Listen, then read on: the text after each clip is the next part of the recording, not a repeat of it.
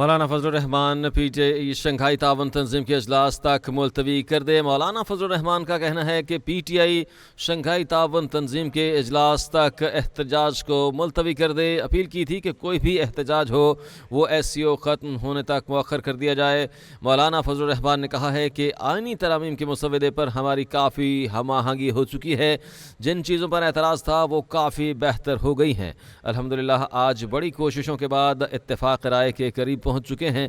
جو چیزیں ہم نے مسترد کیں وہ واپس ہو چکی ہیں۔ مولانا نے کہا کہ حکومت کا آئینی ترمیم کا مسودہ ہم نے مسترد کر دیا تھا۔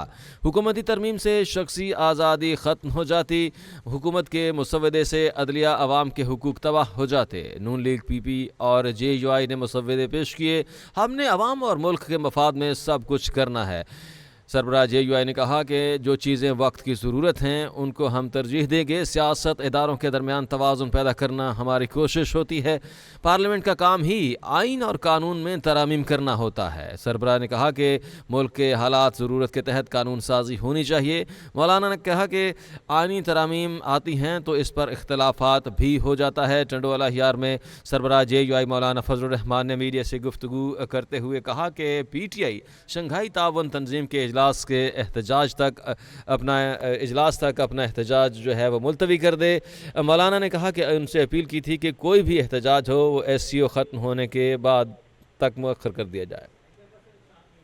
اس حوالے سے اینکر پرسن رخشان میر ہمارے ساتھ لائن پر موجود ہیں۔ رخشان بتائیے گا، مولانا صاحب جو ہیں وہ یہ کہہ رہے ہیں کہ جی ہماری جو ہے آئینی مسودے کے اوپر کافی ہم آہنگی ہو چکی ہے، اور دوسرا یہ ہے کہ انہوں نے ایک پی ٹی آئی سے اپیل بھی کی ہے کہ شنگھائی تعاون تنظیم کے اجلاس میں تک جو اپنا احتجاج جو ہے وہ اسے ملتوی کر دیا جائے۔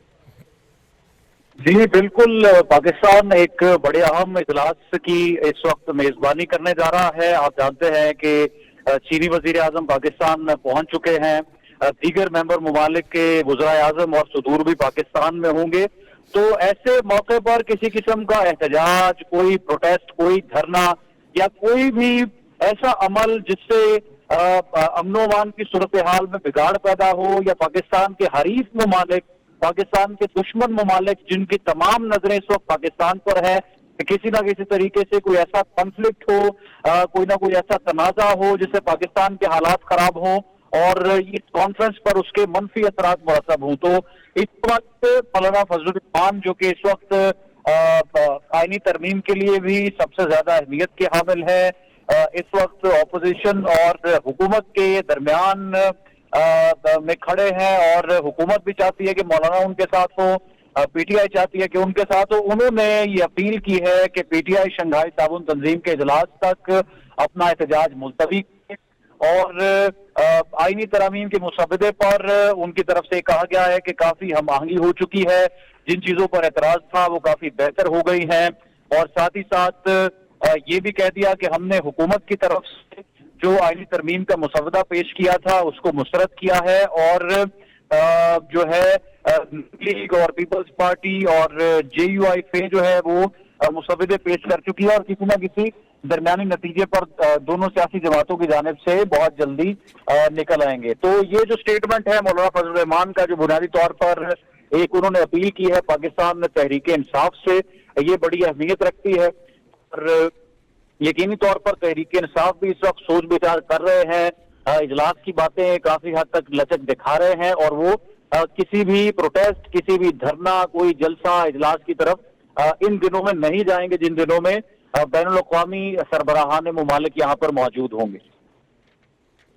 جی یور خان، یہ بالکل جو ہے پی ٹی آئی کے شنگھائی تعاون تنظیم کے اجلاس تک احتجاج کو ملتوی کرنے کا کہا گیا ہے مولانا کی جانب سے، لیکن انہوں نے آئینی ترامیم کی، میرا دوسرا سوال آپ سے یہ تھا کہ آئینی ترامیم پر تو ان کے اختلافات جو ہے وہ تھے، اور ان کے آج کے اس بیان سے آپ کو کیا لگتا ہے کہ مولانا کی کچھ شرائط جو ہیں وہ مان لی گئی ہیں، جیسے کہ انہوں نے واضح طور پر کہا ہے کہ جو اعتراض تھا وہ کافی حد تک بہتر ہو گیا؟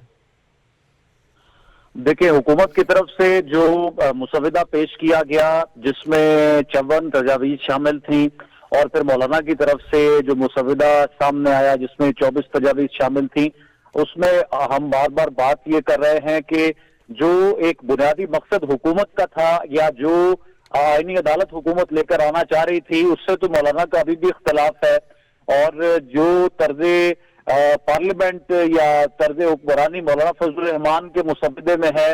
जो मौलाना फजल रहमान चाहते हैं उससे हुकूमत को किसी तौर इत्तेफाक नहीं हो सकता, बल्कि उसकी भी जो हुकूमती वुज़रा हैं या अरकान पार्लियामेंट हैं वो खुलकर नफी कर चुके हैं। तो दोनों जमातों के दरमियान किस तरह से इस पर इत्तेफाक हो सकता है ये तो कुछ अभी समझ नहीं आ रहा, और यकीनी तौर पर होगा भी नहीं। अलबत्ता हुकूमत की पोजीशन काफी हद तक वाज़ेह हो चुकी है। जिस तरह से इजलास तलब किया गया है पार्लियामेंट का, और तमाम मेंबरान पार्लियामेंट को कहा गया है कि आप 17 से 20 अक्टूबर तक इस्लामाबाद में रहें, इजलास बुलाया जाएगा, हमने नंबर्स पूरे कर लिए। तो जाहिर है कि एक मरतबा तो हजीमत का सामना करना पड़ा हुकूमत को, लेकिन दूसरी मरतबा उन्होंने नंबर्स पूरे किए हैं सेनेट और पार्लियामेंट में, जब तो ये इजलास उन्होंने दोबारा बुला लिया है। और अगर अभी भी उनके पास नंबर्स पूरे ना होते तो इस तरह से इजलास को तलब ना करते। तो चीजें बड़ी वाज़ेह हो चुकी हैं। हुकूमत नंबर्स पूरे करने में कामयाब है, ये दावा उनकी तरफ से जो किया जा रहा है किसी हद तक दुरुस्त दिखाई देता है। और मौलाना फजल रहमान नहीं माने, वो अपने शराइत पर या अपने मौक़िफ़ पर कायम रहे, डटे रहे, ये एक मुख्तलिफ मामला है। जी बहुत शुक्रिया रुखसान, आपने तफसीलन इस मामले पर रोशनी डाली। आपको बताएं कि पीटीआई शंघाई तावन तंजीम के इजलास तक एहतजाज को मुलतवी करने की कहा गया है। मौलाना फजल रहमान की जानिब से उन्होंने अपील की थी कि कोई भी एहतजाज हो वह SCO ख़त्म होने के बाद कर लिया जाए। और आइनी तरमीम के मुसवदे पर उन्होंने कहा कि हमारी काफ़ी हम आहंगी हो चुकी है, जिन चीज़ों पर एतराज़ था वो काफ़ी बेहतर हो चुकी हैं, और बड़ी काविशों और कोशिशों के बाद इत्तफाक़ के करीब पहुंच चुके हैं। उन्होंने कहा कि जो चीज़ें हमने मुस्तरद की वो वापस हो चुकी हैं। हुकूमत का आइनी तरमीम का मुसवदा हमने मुस्तरद किया था।